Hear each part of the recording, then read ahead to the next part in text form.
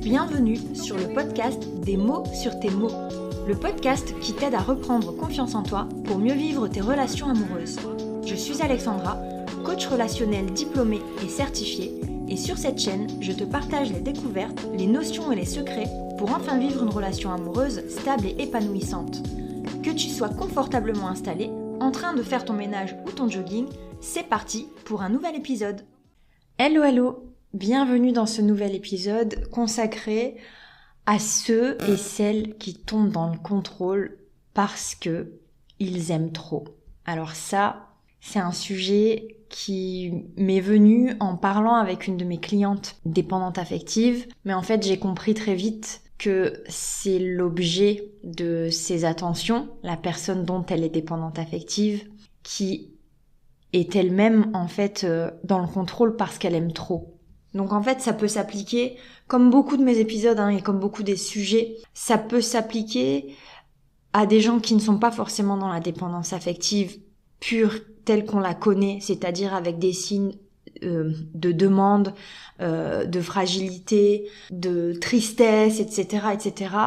Là, on est plutôt sur un profil de personnes qui ont l'air a priori fortes, mais qui aiment tellement qu'elles tombent dans le contrôle de l'autre. Et c'est-à-dire que comme ces personnes-là, généralement, elles sont fortes, elles prennent les bonnes décisions, elles savent se sortir des situations difficiles, elles agissent dans leur vie, etc.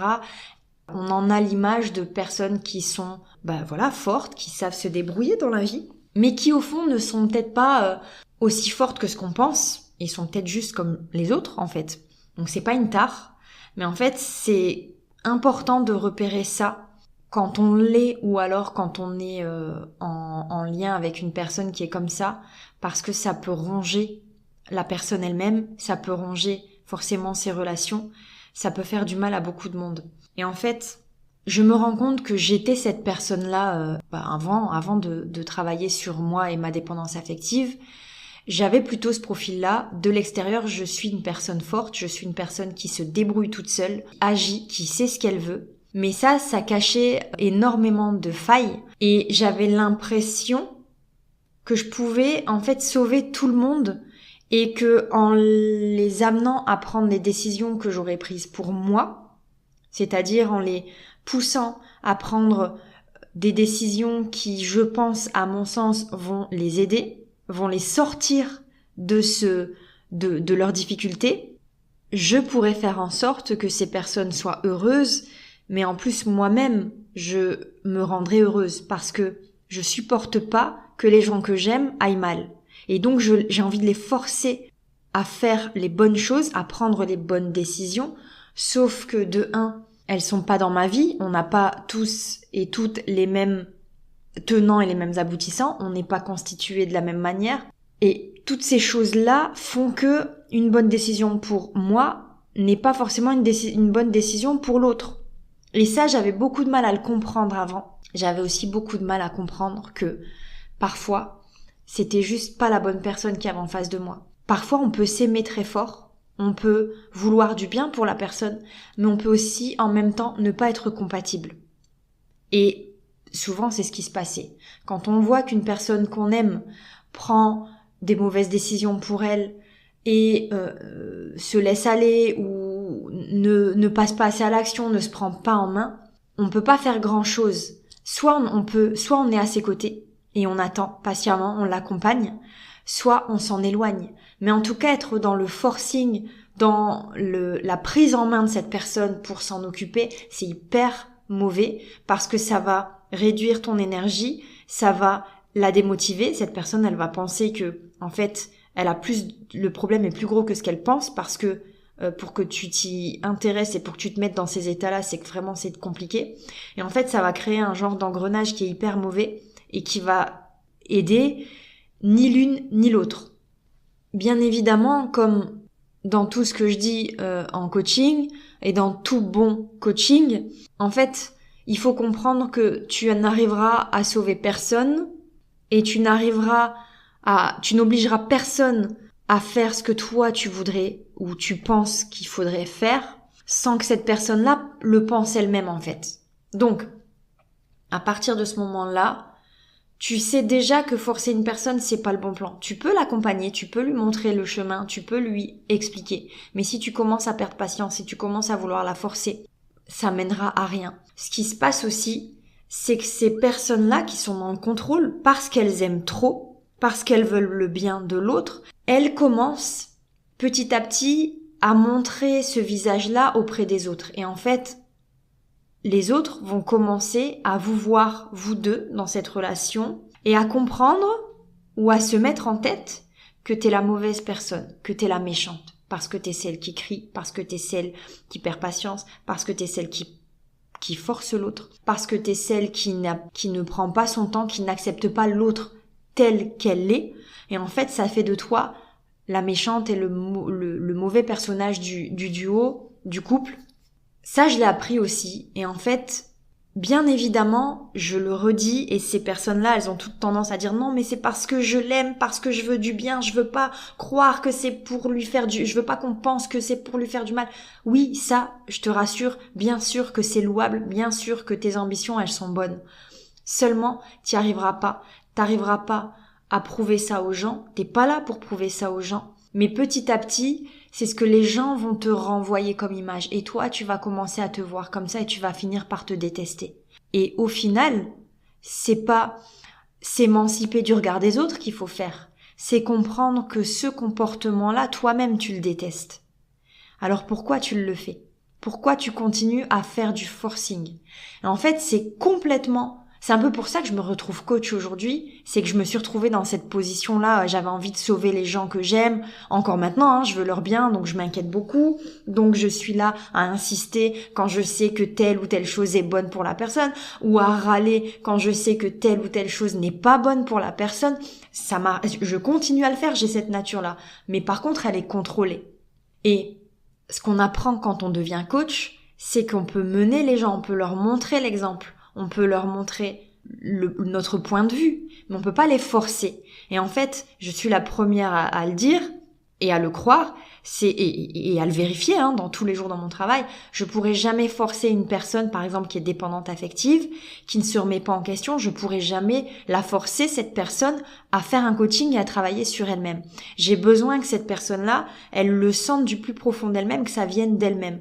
Et c'est tout ça qui m'a encore plus appris à avoir une posture similaire par rapport aux gens que j'aime en fait. Il faut parfois accepter de voir des gens se faire du mal ou chercher quelque chose qui va leur faire du mal en se disant je ne peux rien faire. Je l'ai prévenu, je lui ai dit, je l'accompagne, je lui montre aussi l'exemple parce que faut pas se leurrer, il faut lui montrer l'exemple. Si toi-même tu fumes et que tu dis à l'autre arrête de fumer, c'est pas bon pour toi, t'es pas très plausible. Mais en tout cas, ça c'est quelque chose qui s'apprend. C'est quelque chose de très difficile que j'apprends encore jour après jour. Mais j'ai compris qu'en fait, tout le monde ne pensait pas comme moi.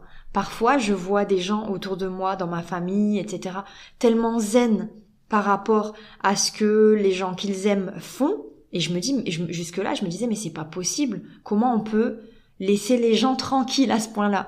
Mais en fait, je me rends compte que les gens en face de moi devaient se dire, mais c'est pas possible. Comment on peut emmerder une personne qu'on aime à ce point-là? Et en fait, tout est question de curseur et tout est aussi question de point de vue. Donc, il y a des gens qui, pour prouver leur amour, fichent la paix aux gens qu'ils aiment. Il y a des gens qui, pour prouver leur amour, ne lâchent pas les gens qu'ils aiment, les forcent, les poussent à bout, etc. En fait, on n'est pas là pour juger la puissance de l'amour et la manière dont on s'aime. On n'est pas là pour juger. On est là pour comprendre. Et pour comprendre qu'en fait, parfois, ça nous fait plus de mal que de bien que de vouloir protéger la personne à tout prix. Et des fois, lâcher prise, ça fait du bien. Ça soulage. À toi de voir dans quelles conditions et circonstances tu peux lâcher prise, mais il y a un niveau, il y a un dosage à trouver. Je suis pas en train de te dire abandonne la personne, lâche prise, etc. Je suis en train de te dire qu'il y a un travail d'analyse à faire. Déjà, comprendre où tu te situes toi par rapport au contrôle, où elle se situe la personne par rapport à sa situation à elle, et ensuite voir un petit peu ce que tu peux en faire, ce que vous pouvez en faire. Il y a aussi deux gros cas de figure différents, prédominants. on est dans un couple où la personne, elle fait rien de bien dramatique. Mais c'est la personne qui aime trop, qui est dans le contrôle, qui va s'inquiéter de tout à outrance pour tout.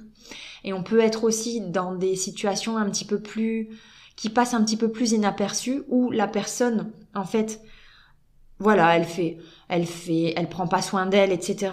Et où le contrôlant, la personne qui aime trop, elle va s'inquiéter à outrance. Là, c'est 2 cas de figure différents. Et en fait, il faut vraiment, c'est une question, vraiment je le redis, c'est une question de curseur, une question de dosage.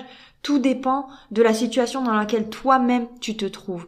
Peut-être que tu vas reconnaître aussi ton ou ta partenaire dans ce que je viens de décrire.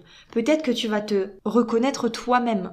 Si tu reconnais ton ou ta partenaire, l'idée c'est de comprendre que toi, il peut quelque chose quant à ta manière de prendre du recul, de gérer, voilà, de peut-être poser une distance pour que la personne elle-même comprenne qu'elle va trop loin, qu'elle abuse, qu'elle te prend pas comme tu es et que c'est pas comme ça qu'elle va réussir. Si tu te reconnais toi-même en tant que contrôlant ou contrôlante, l'idée c'est aussi de travailler sur toi. Il y a forcément des choses qui te mènent à être comme ça, peut-être des gens que t'as perdus, peut-être toi-même que t'as été la cible d'une personne qui était aimante à outrance et contrôlante. Et tout ça te mène à la personne que tu es aujourd'hui. Moi, ce que je veux te dire, c'est qu'il n'y a pas lieu, il faut pas en arriver à se détester ou à détester l'autre qui est dans le contrôle.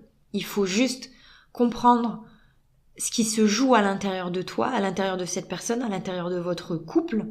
Et plus tu vas comprendre, plus tu vas remettre les choses à leur place. Il y a une grosse partie compréhension en coaching, la partie action, parce que c'est le propre du coaching, c'est l'action. Cette partie action, elle est au cas par cas. Donc, si tu arrives à le faire toi-même, à comprendre un petit peu ce qui se joue, tu vas forcément en déduire des choses nouvelles que tu dois mettre en place dans ta vie. Si tu n'y arrives pas et que tu as besoin d'aide, n'hésite pas, je serai ravie de t'aider, de t'accompagner. C'est vraiment un sujet pour lequel je me passionne aussi, parce que ça fait partie de la compréhension du relationnel, de l'être humain, etc. C'est vraiment quelque chose sur lequel j'aime passer du temps.